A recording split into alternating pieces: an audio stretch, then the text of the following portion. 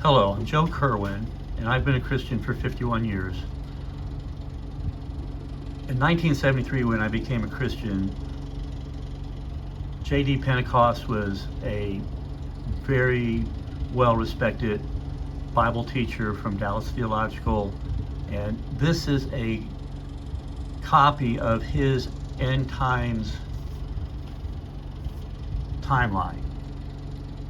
I think he did a very, very good job. And what you're seeing is, I know it's a little hard to read. It's the first circle to the left is what you have seen, and that's chapter 1.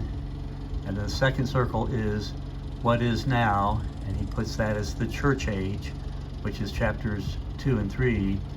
He puts the rapture at Revelations 3:10. That's the only thing I really disagree with him on this chart.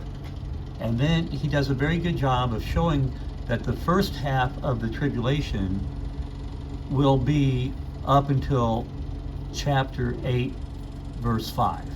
I agree 100%. That's when we have the seventh seal and the first trumpet.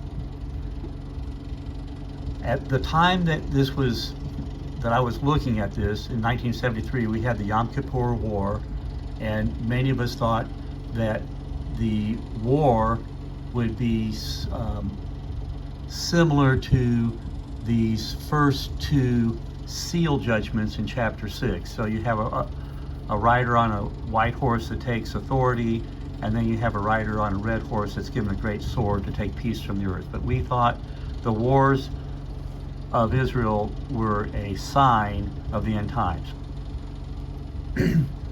This is adapted from a book by Marvin Rosenthal, and the book, I'll just see if I can show this real quick. It was The Pre-Wrath Rapture of the Church by Marvin Rosenthal. This is similar to the chart that he made for the pre-tribulation rapture. So as you see, this is a lot different than what Dwight Pentecost had done. So they have the Antichrist signing a peace pact at the beginning of the 3.5 years, an abomination of desolation at the middle, and then the second coming. I'm sure they should have put Armageddon over here for the end.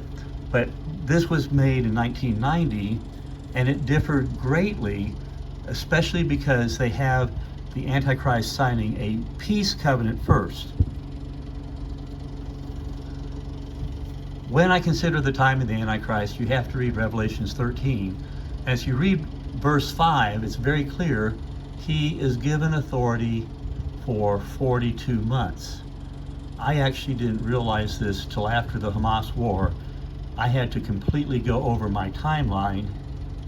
If you look here, the Antichrist can't sign the peace covenant at the beginning, do the abomination of desolation 3.5 years later, and still be here for 3.5 years. So he either has to be, well, I believe he is going to be limited to the second half of the tribulation. So Daniel 12:11, from the time the daily sacrifice is taken away and the abomination of desolation is set up, there shall be 1290 days.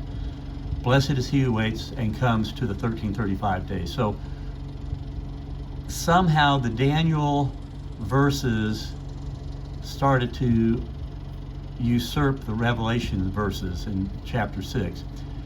So I think that looking at Daniel and looking at Revelations, I have a feeling that the abomination could either be mid-trib or it could be as late as the final 75 days. It depends on the timing of the third temple and the beginning of the sacrifices.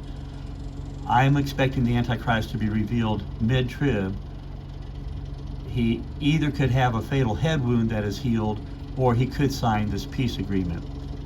So I'm not sure what your timeline is. I'm going to give you my timeline soon, but I want to be clear that there's no way for the Antichrist to be here for 7 years, and the signing of the peace pact, I believe that is actually mid-trib, and then that puts the abomination probably 3.5 years after that, which is towards the very end.